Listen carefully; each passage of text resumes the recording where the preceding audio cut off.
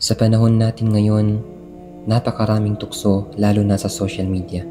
Napakarami natin nakikita na may masamang epekto sa ating pananampalataya.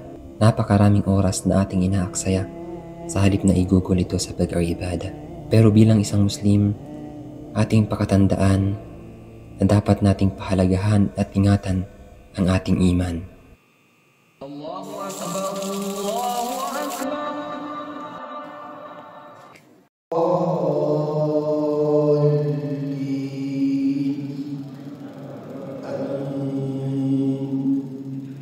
At huwag natin kalimutan na may malaking epekto rin sa atin kung sino ang ating mga nakakasama.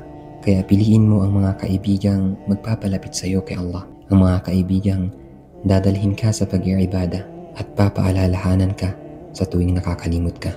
At isa pa, ang kawalan ng kasiyahan o pagkakontento. May mga tao ngayon na handang gumawa ng mali para lang yumaman. Pero sinabi ng propeta sallallahu alaihi wasallam, ang taong laging humihingi sa kapwa ay darating sa araw ng paghuhukom na walang laman ang mukha.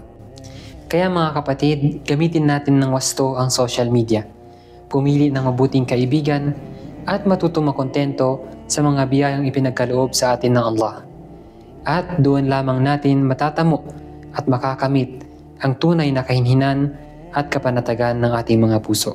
Wassalamualaikum warahmatullahi wabarakatuh.